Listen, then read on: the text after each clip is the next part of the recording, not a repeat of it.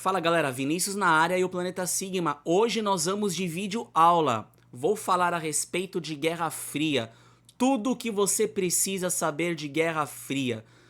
Como começou, por que Guerra Fria, conflitos e a sua ordem cronológica. Vamos, mas depois da nossa vinheta.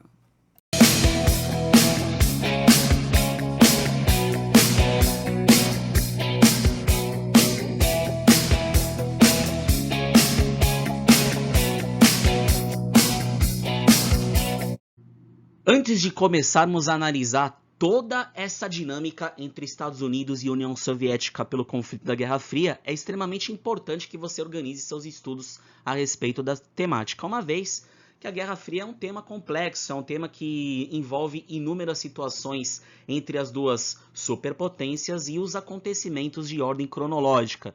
Então eu separei para vocês um roteiro: a Guerra Fria pelo mundo, a Guerra Fria pela Europa, conflitos durante a Guerra Fria, a corrida armamentista espacial e o término, que é o colapso da União Soviética, que vai encerrar a chamada ordem bipolar ou antiga ordem mundial, e é onde a gente vai entrar na chamada nova ordem mundial ou ordem multipolar.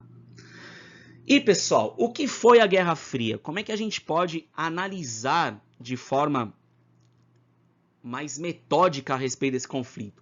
A Guerra Fria, conforme vocês estão visualizando, foi um conflito político, ideológico, econômico, tecnológico e militar entre Estados Unidos e União Soviética.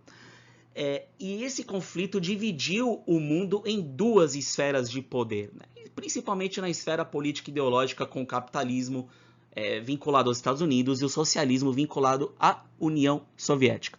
Mas por que esse nome Guerra Fria, pessoal? Porque de fato nunca houve um conflito militar direto entre as duas superpotências.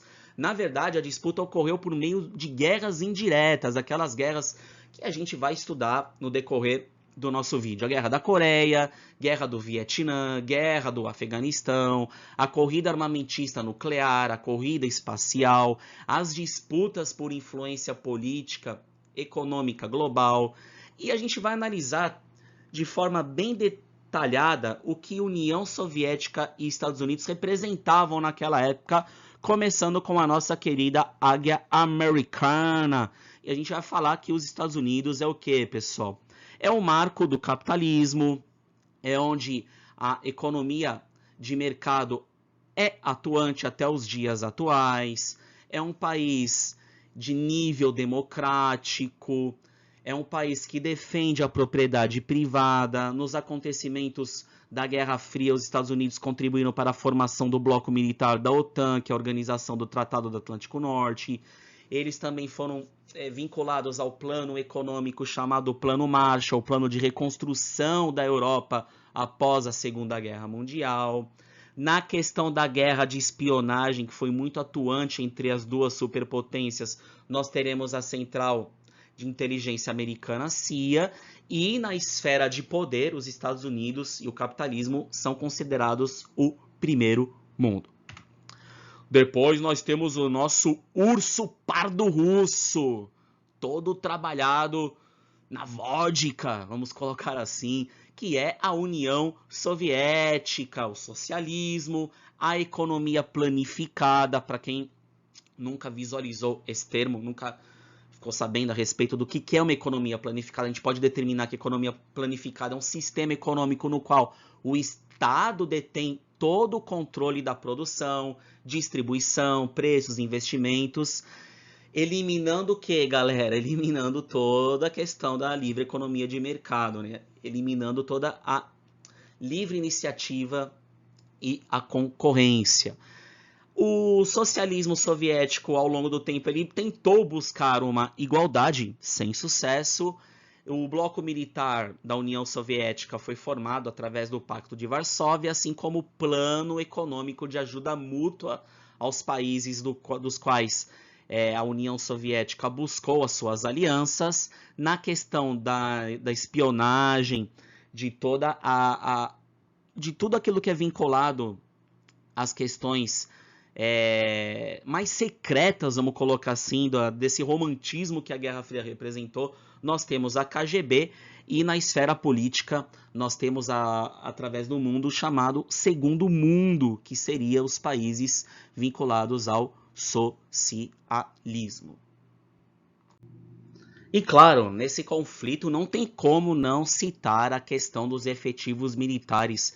E aqui nesse slide eu separei um pouquinho dessa curiosidade para vocês a respeito da quantidade e da disponibilidade de infraestrutura militar entre Estados Unidos e União Soviética. E como vocês podem ver, só para efeito de comparação, soldados ativos na época, os norte-americanos com 2 milhões e 100 mil soldados, enquanto a União Soviética, aproximadamente 5 milhões de soldados, ogivas nucleares, 23 mil norte-americanos e 40 mil União Soviética, mas a quantidade não quer dizer que tenha a qualidade e a tecnologia, conforme eu vou transmitir para vocês. Na verdade, a União Soviética ela apresentava uma superioridade quantitativa terrestre e nuclear, enquanto os Estados Unidos eles tinham uma superioridade o quê? Naval, tecnológica, econômica, voltada a uma projeção mais global. E a corrida armamentista ela gerou um desgaste estrutural soviético, principalmente na sua questão de investimentos, e também contribuiu para o seu colapso em 1991. Então, só para efeitos de curiosidade, para a gente sentir um pouquinho como era essa atmosfera a nível de efetivo militar. Também a gente ressalta o quê? A chamada corrida armamentista. Não tem como falar de Guerra Fria sem falar na corrida nuclear armamentista. Então, a corrida nuclear armamentista ela teve início pelas duas potências após 1945, com a União Soviética desenvolvendo a sua bomba atômica em 1949, enquanto os Estados Unidos já estavam na correria através do projeto Manhattan. E, na verdade, o fato da União Soviética produzir a sua primeira arma nuclear, ela quebrou o monopólio norte-americano.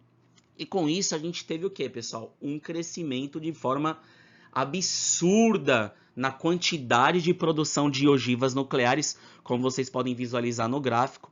Em vermelho a União Soviética, ó, aqui nós temos o tempo de produção, aqui a gente tem a quantidade, e em relação aos Estados Unidos, a União Soviética correu bem mais na quantidade de produzir armas nucleares.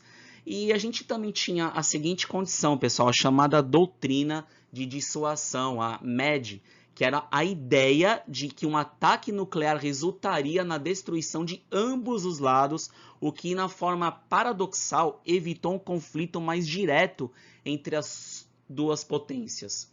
Mas também, pessoal, manteve o mundo sob uma tensão absurda. Sem falar que durante a Guerra Fria, inúmeros testes nucleares foram realizados no Pacífico, principalmente pelos aliados Estados Unidos e Reino Unido, enquanto a União Soviética realizou os testes nucleares na região da Sibéria e no Ártico. Outra esfera extremamente importante da Guerra Fria foi a chamada corrida espacial. Conforme vocês podem visualizar os seus respectivos objetivos, principalmente na questão de conquistar a influência global, certo? A corrida espacial, pessoal, ela foi uma das principais fontes tecnológicas e simbólicas da Guerra Fria, que foi protagonizada entre as duas potências. O auge, a gente pode colocar aí entre 1957 e 1975, e mais do que a exploração científica, tratava-se também de uma disputa por prestígio político, por superioridade militar e tecnológica no seu modo indireto, né? Uma vez que a corrida espacial era realizada mais para fins científicos e pacíficos. Os principais marcos da União Soviética na questão da corrida espacial, a gente pode colocar que em 1957 foi lançado o primeiro satélite artificial da história, o chamado Sputnik. E também em 1961, o cosmonauta Yuri Gagarin, aquele que falou "a Terra é azul", realizou o primeiro voo orbital humano pela missão Vostok 1. Aí a gente vai ter o que? A história da cachorrinha Laika e a primeira mulher no espaço, chamada Valentina Tereshkova, em 1963. Pelo lado norte-americano, nós tivemos através de 1961, o presidente John Kennedy prometendo levar o homem à Lua. E aí, em 1969, nós tivemos a chamada Missão Apollo 11, aonde Neil Armstrong torna-se o primeiro homem a pisar na Lua. Vai ter teoria da conspiração a respeito de que o homem nunca foi à Lua, mas a gente tem que ressaltar isso na questão da Guerra Fria. Sem comentar também o desenvolvimento do foguete Saturn V, que foi o mais poderoso já construído até então nesta corrida espacial. Vem a parte mais importante da Guerra Fria, meus queridos, que é a divisão dos chamados três mundos. Em azul, nós temos o bloco ocidental chamado Primeiro Mundo, liderado pelos Estados Unidos e seus aliados. Em vermelho, o bloco do leste, liderados pela União Soviética, China e seus aliados. Na verdade, pessoal, Guerra Fria, a China, por ser socialista, mas não tinha vínculo direto com os Estados Unidos no conflito ideológico e militar, tá? E em cinza nós temos o terceiro mundo, países neutros e não alinhados nem com o primeiro nem com o segundo mundo. Só que é o seguinte, nessa época, se você era alinhado com os Estados Unidos e a União Soviética, você tinha uma influência política direta. Ó, vamos pegar exemplos aí, ó. Só para vocês terem uma ideia, tá? Aqui na América Latina, nós tivemos a chamada influência da doutrina Truman, que era a política de contenção do comunismo. Então, qual foi essa influência norte-americana na América Latina? Vamos lá.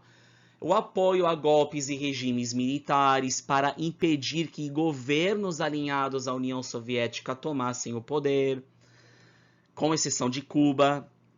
Só Cuba, por exemplo, de forma mais, vamos colocar, forte, Cuba foi o único território, o único país de toda a América a ser socialista de fato, certo? Só para vocês terem uma ideia. E a África, pessoal, a África também foi uma região muito afetada, pois a Guerra Fria ela coincidiu com o processo de descolonização do continente africano. Então a gente também coloca essas duas vertentes em jogo.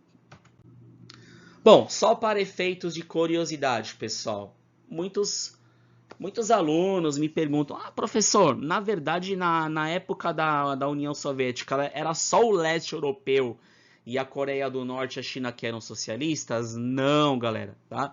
A gente teve uma influência direta em países africanos, conforme vocês podem ver aqui no slide, na América, sendo Cuba o principal, na Ásia, Afeganistão, Camboja, a gente vai ter até mesmo o Vietnã, a Guerra do Vietnã exerceu essa política também, e o leste europeu, sendo que de todos esses que vocês estão vendo, que tem a estrelinha aqui, a Iugoslávia tinha um socialismo, mas não era alinhado à União Soviética, não tinha esse alinhamento mais claro. E vem a parte principal, que é o conflito leste-oeste e as alianças militares. Bom, a OTAN ela foi criada em 1949 com um acontecimento muito importante na Europa, que foi o bloqueio de Berlim. Ela surge como resposta ao bloqueio de Berlim e para proteger os países do Ocidente da União Soviética.